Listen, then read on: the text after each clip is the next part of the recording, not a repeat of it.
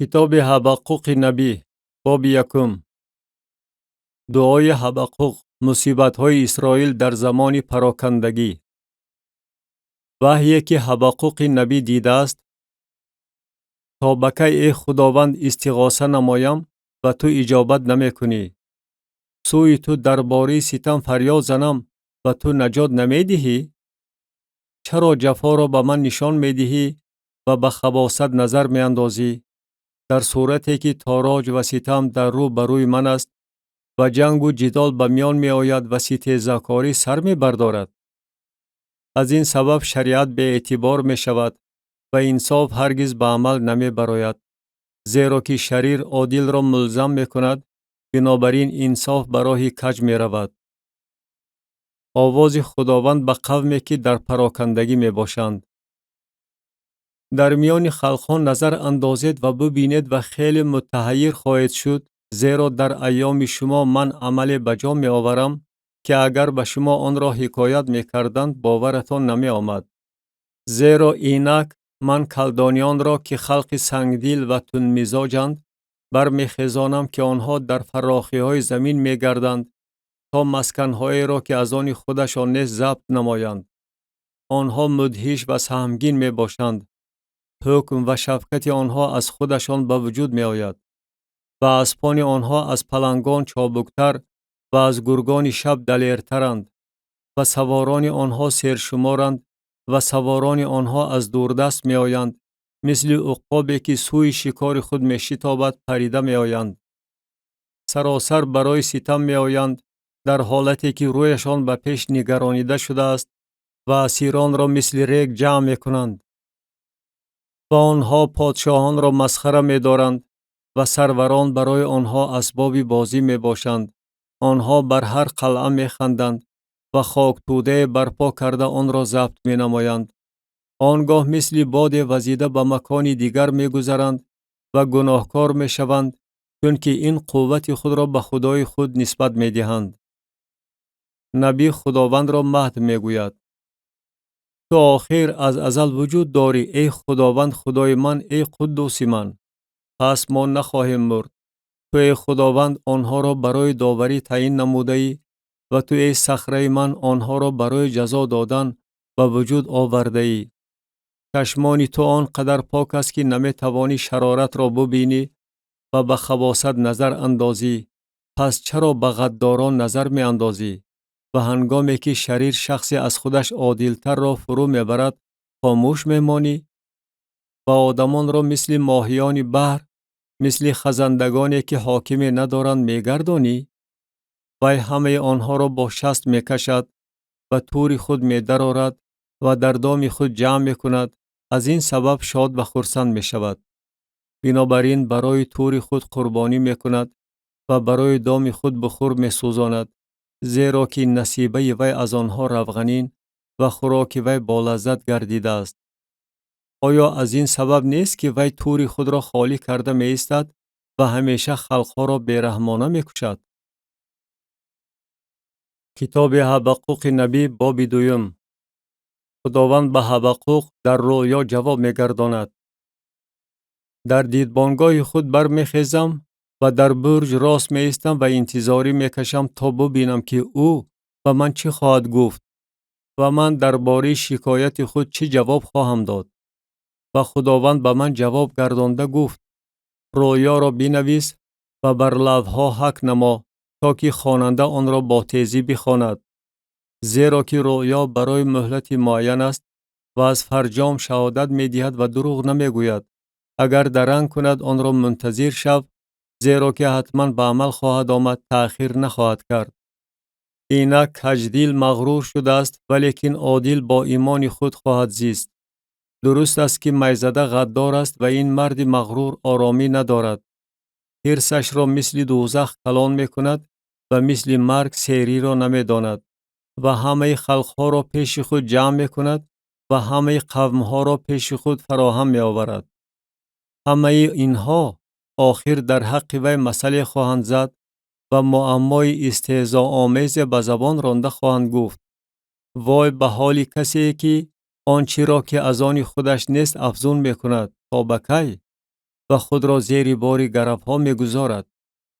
دعواگران تو آخر بناگاه قیام خواهند کرد و تشویش دهندگان تو بیدار خواهند شد و تو به تاراج آنها دچار خواهی آمد.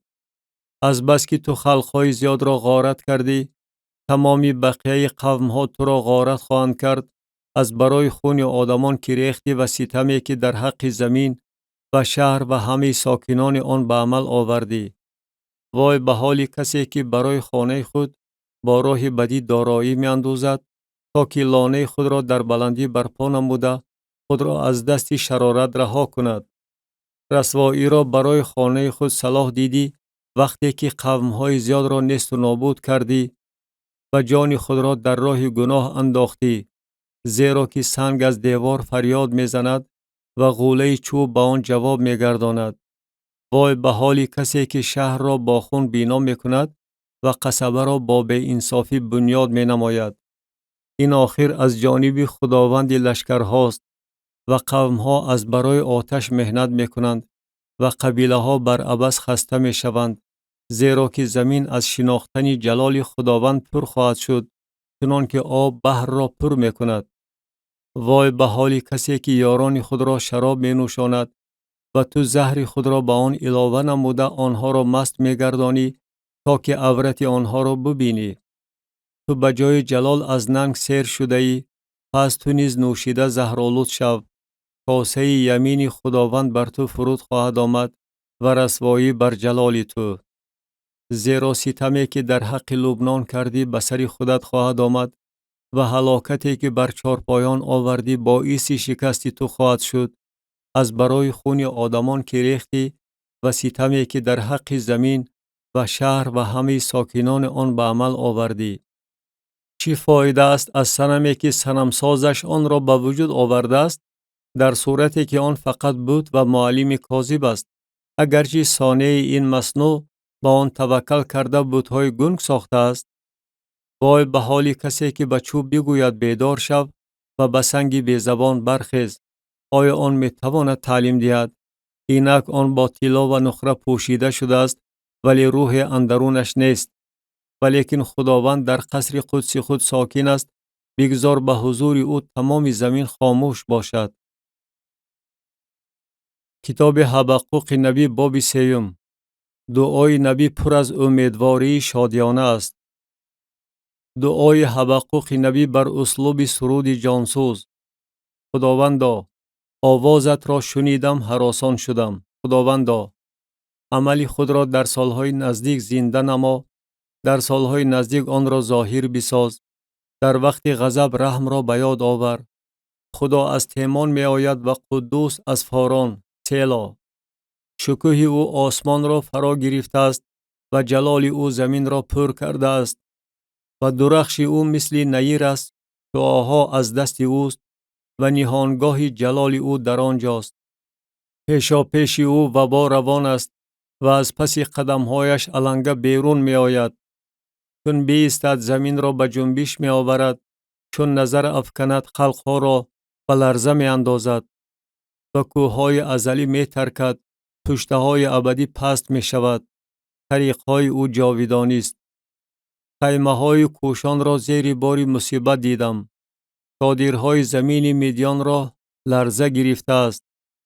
آیا بر نهرها غضب خداوند علنگه گرفته است؟ آیا خشم تو به نهرها و قهر تو به بحرها نگرانیده شده است که تو بر اسپان خود بر عرابه های نجات بخش خود سوار شده ای؟ کمان خود را از غلافش برهنه نموده، انبوه تیرها را به پرواز آورده ای. اومر سیلا. زمین را با نهرها چاک چاک کرده ای. کوهها تو را دیده به لرزه آمد، سیلابها جاری شد. ورته آوازش را برآورد، موجهایش را بالا برداشت. آفتاب و ماه از نور تیرهای پران تو، از درخش نیزه های براق تو در مسکنهای خود ایستادند. تو با غضب بر زمین قدم میزنی، با خشم خلقها را پایمال میکنی. برای نجات دادن قوم خود، برای نجات دادن مسیح خود بیرون آمدی. برج خانه شریر را زده ویران کردی، آن را از بنیادش تا بامش خراب نمودی. سیلا. سری حاکمان ورا با تیرهای خود وی مجروح کردی، وقتی که آنها مثل تندباد حمله آوردند تا که مرا پراکنده نمایند. در عین حال شادی آنها مثل آن بود که مسکین را به طور پنهانی فرو می برده باشند. با اسپانت در بحر از درون گرداب آبهای بسیار برای خود راه کشادی. چون شنیدم باطنم را لرزه گرفت، از آن صدا لبهایم برهشه آمد، ضعف تا مغز استخوانهایم جایگیر شد و من در جای نشست خود به لرزش آمدم.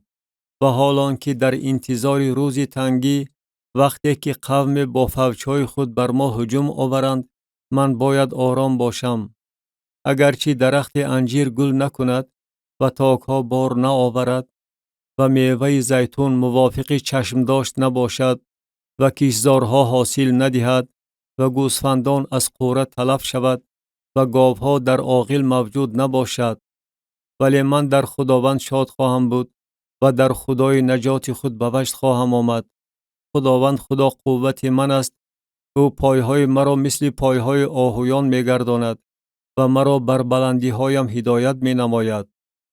برای سردار مغنیان بر سازهای تارناک.